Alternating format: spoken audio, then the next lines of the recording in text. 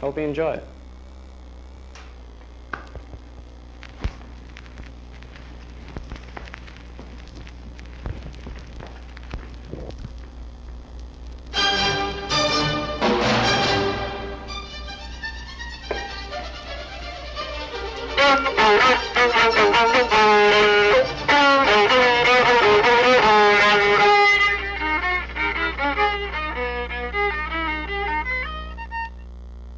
Thanks. Good evening and welcome to the news. Hi, I'm Hanson. And I'm gorgeous. Due to the recent glut of so-called conspiracies and conspiracy theories, for example, Dr. Leakey's excavations in Kenya have uncovered evidence of illegal wiretapping as far back as 1.5 million BC. Dr. Leakey is here shown holding one such surveillance device found under tons of rubble. Well, now in the U.S., the government has decided to investigate claims that World War II may have been a conspiracy. A little letter discovered among Hitler's papers names himself and at least 10 others as being personally responsible for events leading up to a, quote, catastrophe that engulfed the world as we knew it, end quote.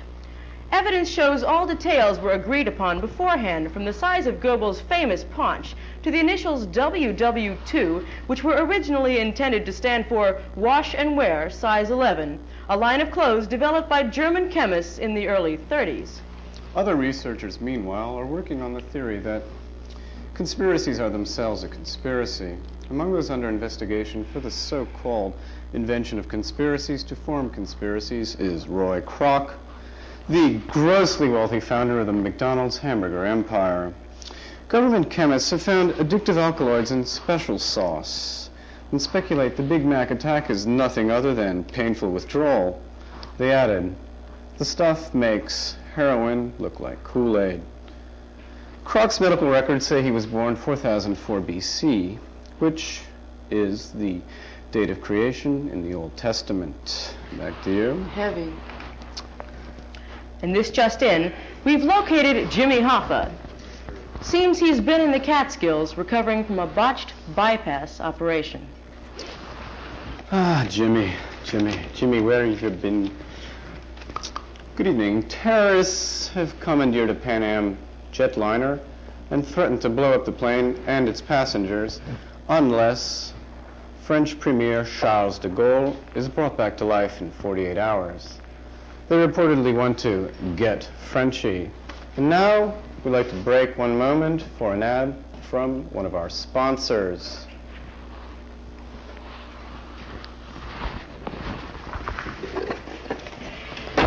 And don't fade up until I say when.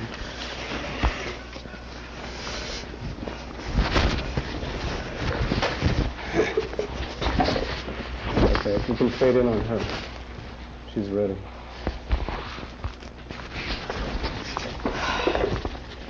Oh, little Jimmy, what is it? You want me to guess what you have to say? It has 6 words in it. 6 letters, 6 words. Okay, the first one. Point. Me. I. Okay, I. Love. Hold. I cut. I hold and I cut. Half. I have. Okay? That's 2 out of 6. Praying. Stomach. Praying gut. Praying to God. God. I have got. Go on, come on. Fishing. Hitting. Me hitting yourself. Goggles. A drill. A mine. I have got mine. A minor. I have got minor. Lips. Face. Push. Mouth. I have got minor mouth. Hit. I have got minor mouth hit. Minor mouth hit. Hurt. Minor mouth hurt. Minor mouth pain. You've got minor mouth pain.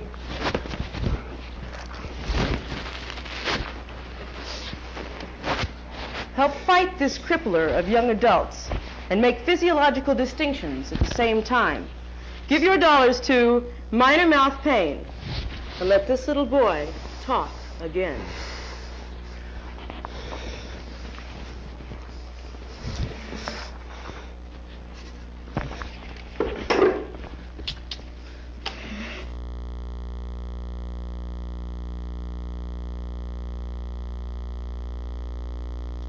After being told wars were good for the economy, the industrially troubled Soviet Union declared war on itself, figuring why not kill two birds with one stone. Oh, I'm sorry. We've just received a clarification on that last story. After being told wars were good for the economy, the industrially troubled Soviet Union declared war on its dissidents, figuring why not kill two birds with one stone? Why not indeed? In China, the Yellow River changed course suddenly and was condemned as a bourgeois running dog revisionary by the ruling clique, who were busy fleeing the capital Peking, now under 6 feet of muddy yellow water. Back home, scientists have found no dangerous radiation levels emitting from color TV sets, but report that unripe fruit placed in front of these same TVs will soften. And now, to you? To me. I am honored to be able to meet and interview the author of the best-selling Justified Child Abuse, An Intimate Study. I read your book, Mr. Schlafly, and frankly did not understand it. Well, we're not worried about frankly. We're talking about you. Okay, you might say both of us failed to understand it. Well, the premise is really quite simple. It's my belief that there are times when the child is not sufficiently punished and needs to be given that little incentive, that little shove off the cliff, you might say, to get the message across. I understand, but in your book, you recommend the use of electric prods and sodium pentothal for children who come home late from school. Now, isn't that a little bit extreme? No, not at all. You see that when a child isn't where they are supposed to be, say a child is on his way home and is distracted by falling radioactive dust, and he just steps out. He should be home. His mother is worried. His mother, it turns out, is a very important woman. She will throw herself between an assassin and his bullet. Now, if this child had been where he was, the mother would not be disturbed. And furthermore, I can give you very many other examples. A young woman in a hospital, a girl, a hockey-muscled young girl, not where she's supposed to be, kicks over the cart of brain surgeons working on a brilliant ambassador. They're irreplaceable. You understand, of course? I understand, but this is really all very, very left field as far as I'm concerned, because I believe that any of these terrible things that you're describing now could be accomplished even more easily by any psychotic adult, for example, in the same circumstances. Well, this may be true, but you realize that there are laws for adults and there are none for children. For example, you remember the case given in my book? Yeah, about the Little League game. I still don't understand, because you say that during the championship of a small Alaskan town, a runner failed to tag second and was called out. The coach, who was a medical researcher, died of a cerebral hemorrhage while arguing with the umpire. Surely force-feeding the child scorpions is a completely misguided attempt to put blame where blame could not possibly exist. Oh, on the contrary. You see, if the child had followed his instructions to the letter, if he had tagged that base, metaphorically speaking, of course, the coach would not have truly died. The coach was very close to discovering a cure for hypertension. His research was nearing this particular pointy goal. I hope that there's some research being done for your disease. Madame, the passion for truth is not a disease. I'm talking about the urge to kill. Madame, but Miss... Perhaps I should elaborate. For example, we have here the example of a young child escaping from home, disturbing the total equilibrium of a family. The father's a researcher, the mother's a researcher. They're disturbed by it. The kid is totally misbehaving. What can we do? What can we say? Do you have anything? The child must be made to behave. We need the incentives. We need the power. We need the force to be able to force the children to do the things. Enough. But how do I know that all of this isn't just a malicious child genius inventor of cyborgs and ventriloquism at a distance fogging my perception with a half-arse while his books get the publicity for sales that will fund his nuclear-powered search that he will angrily sell out in the end to the Russians after being scorned by U.S. scientists? Well, I never.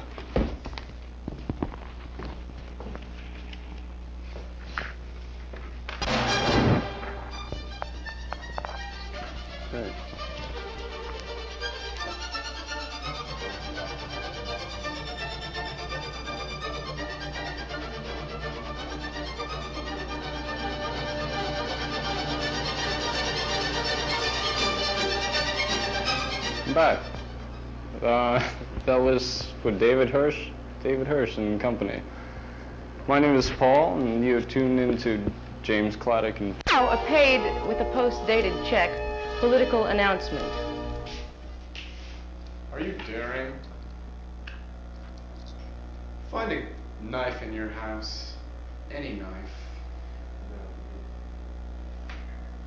Aim it up. Oh my God. Wow. I'm a very incompetent politician. This is my first term of office. You must forgive me. I'm modest of my very own voice. That was all But planned. that was planned, by the way. Definitely planned. This is the Very kind of clever. honesty you're going to be getting in my administration, right? Mm-hmm. Well, look. Damn it. Are you daring? Find a knife in your house.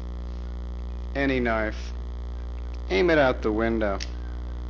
Out the window of your home. Close your eyes.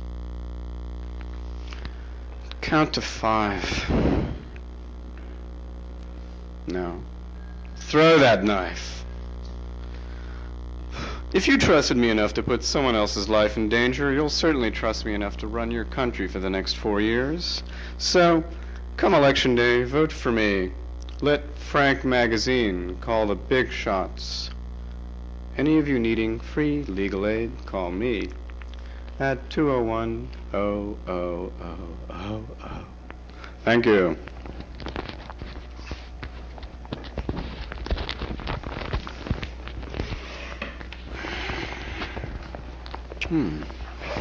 That was a peculiar little bit of fluff. And now, with tonight's weather, we have Dr. Joyce Brothels. I have tomorrow's weather too, Bob. It's just an expression, Joyce. Doctor to you, Fred. Hello, and welcome to the Mind Weather Report, where I bring you the forecast closest to your heart, your head. I'll tell you what's going on in between your ears in that storehouse of numb pain and pleasure, while all around us is a world anxious nail-biting and expectations of doom. Well, tonight's weatherhead says... The weather will be cloudy, with patches of personal tragedy and eventual happiness tempered by low-flying, suspicious infidelity, to be followed by out-of-court settlements in the tens of thousands. The brainstorm here will end in dense repercussions covering the southeastern states with up to 3 inches of suspicion by early morning. The forecast for the rest of the week is uncertain, with the frontal lobe moving in ambiguous motives, obscuring clear skies and sunny dispositions. Temperatures will range slightly higher than normal, a feverish 100 to 102 degrees, that's 38 to 39 degrees Celsius. The general forecast is mildly depressing, and here's a note of caution. If you intend to do any late-night thinking, keep on the lookout for severe brain showers with an off chance of glandular hail, followed by pre-psychotic gusts with bursts of up to 40 thoughts per second. So keep your lobes crossed. And until tomorrow night, this has been the Mind Weather Report with Dr. Joyce Brothels. Joyce, you could weather anything. That was beautiful. Doctor to you, I said already. I'm sorry, Joyce, Doctor. Oh, that was Dr. Brothels, and Weather Report is an unending inspiration to me. I'd like to give you tonight's schedule. Following our broadcast will be Anne Frankenstein. It's the gripping story of a family of humane monsters in hiding from a lynch mob, played to a T by you, the human race. And at 9:30, our culture offering, Death in Venice. It's the tragic tale of a moody composer who does not hear a warning not to eat the cholera-infested oysters from which he subsequently passes on. And later tonight on Trauma of the Week, we present The Wasp Women. It's a class action sequel to The Bee People, in which young women at a fancy Eastern college with connections try in vain to overcome their Boston Brahmin upbringing. Finally, next week, the debut of a show dealing with our favorite pastime, murder. It will be a variety and dance show entitled The Manson Family Hour, and will feature the song and dance talents of Wizard Charlie and his wiggy family of slime-brained psychopaths. And now you too can follow the psychopath weekly on these major networks. And now we've got a guest editorial. In response to our anti-smoking editorial of last week, I'd like to present Ms. Noelle Hackensack. Hit it, Noelle.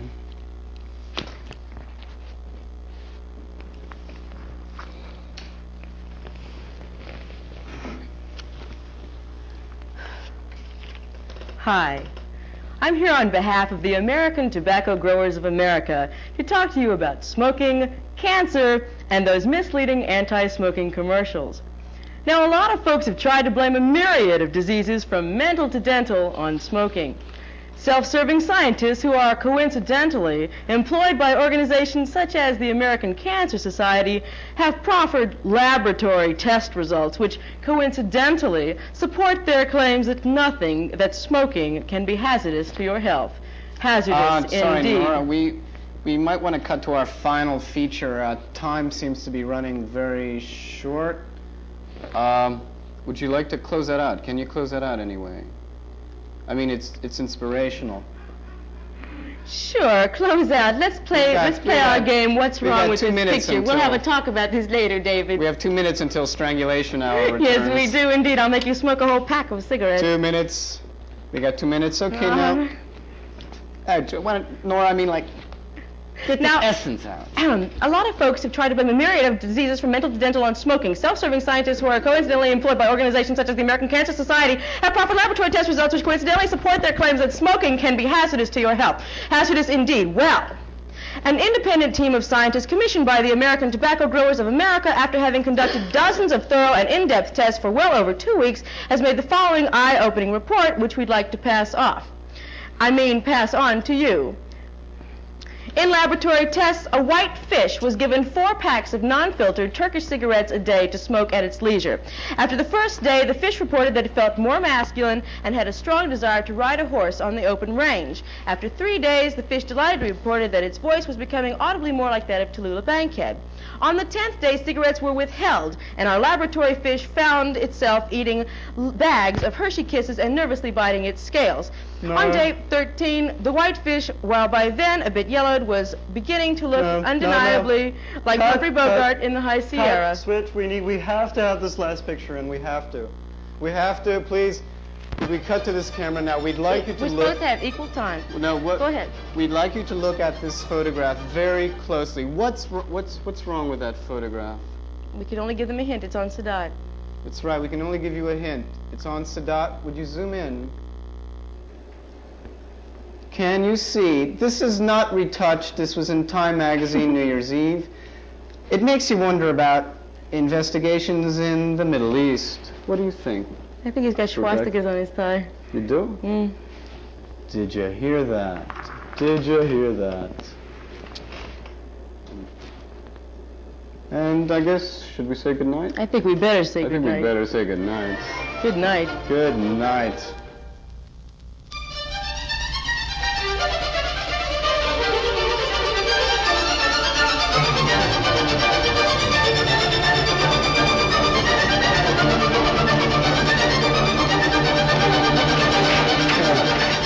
Very good. That was David Herz and Rebecca Klinger.